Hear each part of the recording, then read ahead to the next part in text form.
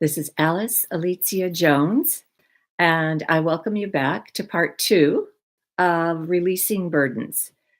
Uh, the beauty with the work that you do in releasing burdens is that you will free yourself permanently from the items that have kept you tied up in knots, maybe for years, maybe for your lifetime, depending upon when the burdens started, when the items happened to you that made you feel as if you had no control over your own life.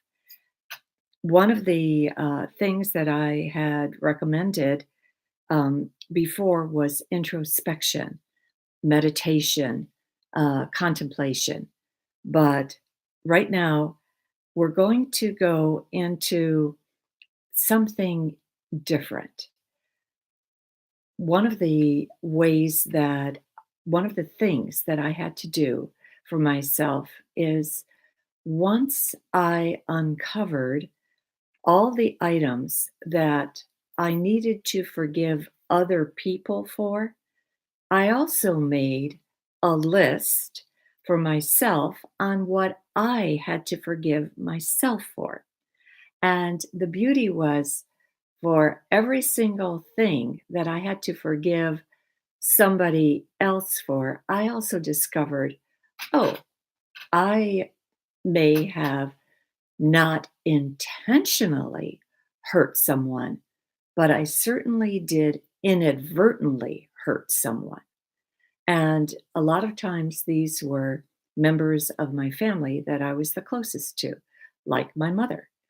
And so I was a very impulsive, um, hard-headed, very strong-willed teenager, and who became a very impulsive, hard-headed, strong-willed young adult, and made some decisions that were an absolute disaster for my life and which hurt her terribly. But I absolutely never understood that I really needed to ask her forgiveness for them. And so I took a class in the 80s, and it was a class called The Forum.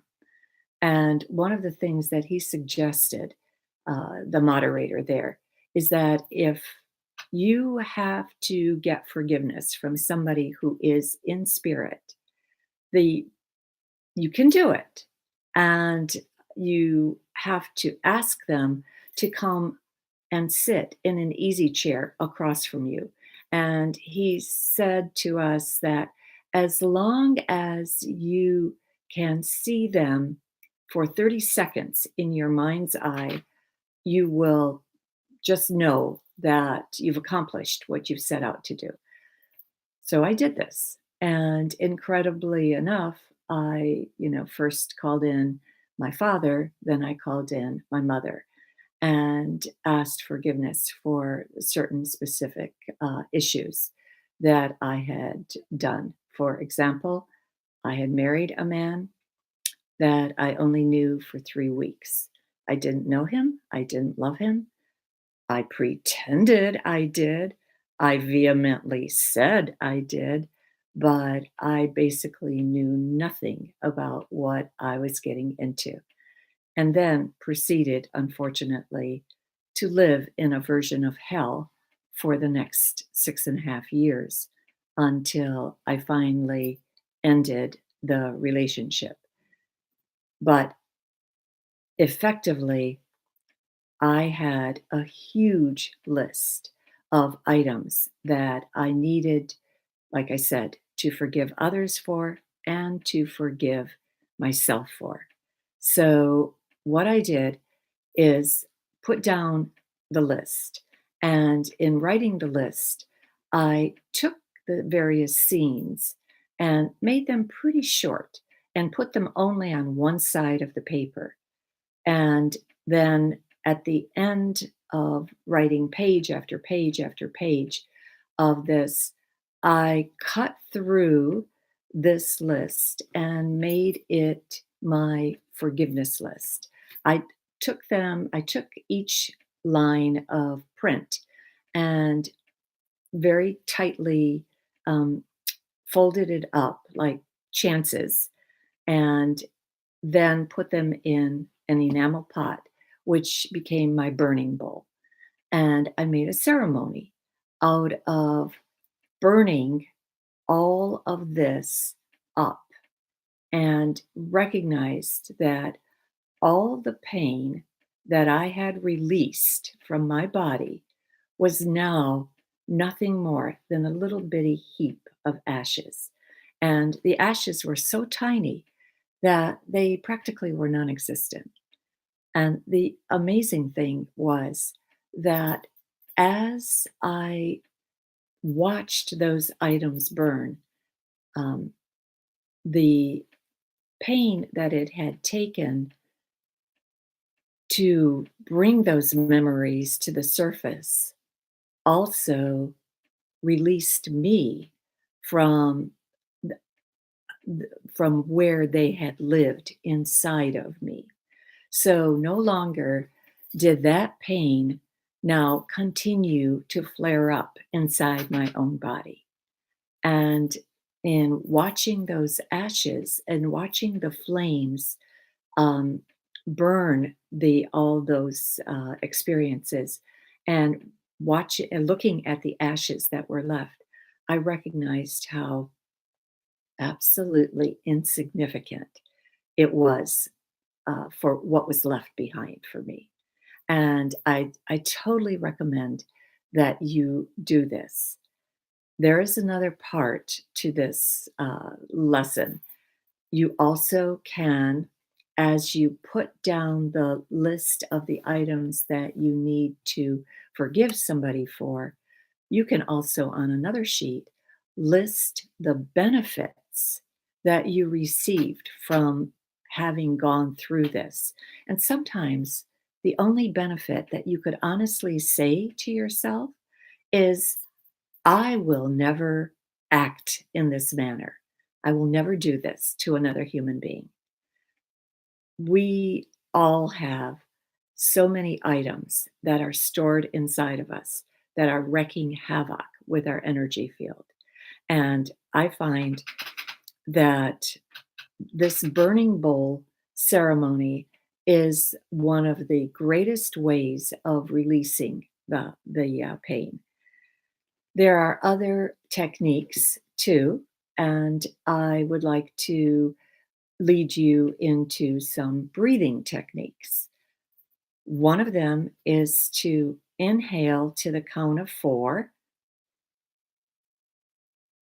hold to the count of 4,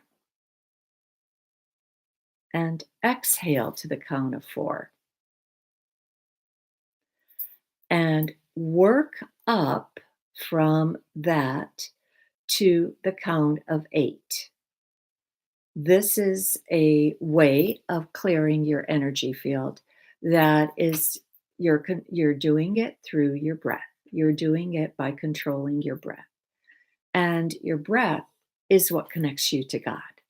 So the lovely thing about this is that as you breathe, especially as you are able to breathe at more and more longer periods, you also breathe in the light of joy.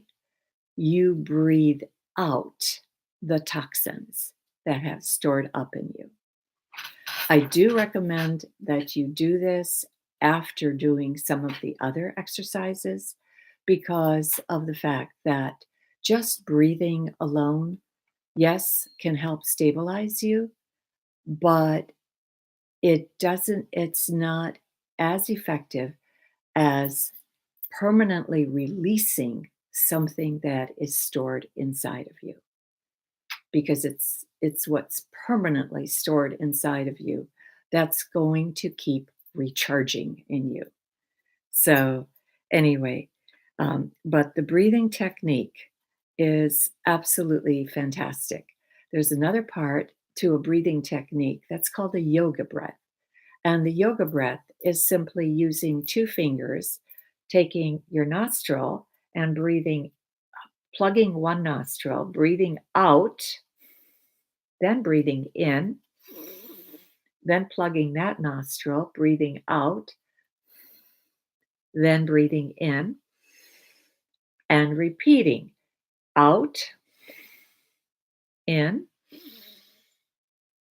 out, in, and doing that for a number of rounds until you feel a certain lightness. And the yoga breath also works at clearing toxins out of your body. Along with the breathing, you can work on affirmations. Affirmations can be a very powerful tool, especially if you've never ever used them.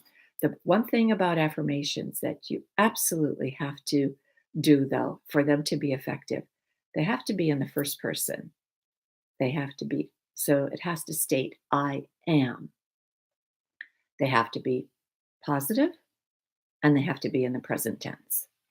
So effectively, I am getting better every single day. I am consciously removing what has held me back every single day. I am a wonderful creature of God. I am the next thing that I have always wanted to be. I am that. So these affirmations can do more for you, but first, they will only do more for you, but you do have to believe them. And I feel that affirmations, without the other work that's a little bit harder, is ineffective. At least that's been my experience with the people that I have counseled, that I have spoken to. So I don't feel that affirmations alone are an answer, even though there have been books and articles written on the value of affirmations. Like anything else, for it to be effective, it has to ring true to you. And if you're just making statements that you yourself do not yet believe, then those statements are lost. So you do have to have an element of truth for yourself in order for them to be valuable to you. The other thing that I want you to do is to effectively wake up every single morning, wrap yourself in white light, and tie yourself to the divine by taking the sign of the infinity and crossing it in your heart, going up to the central sun where God lives, bringing down God's energy and seeing that beautiful white light coming into you, crossing it in your heart, going down to the center of the earth, bringing up earth energy.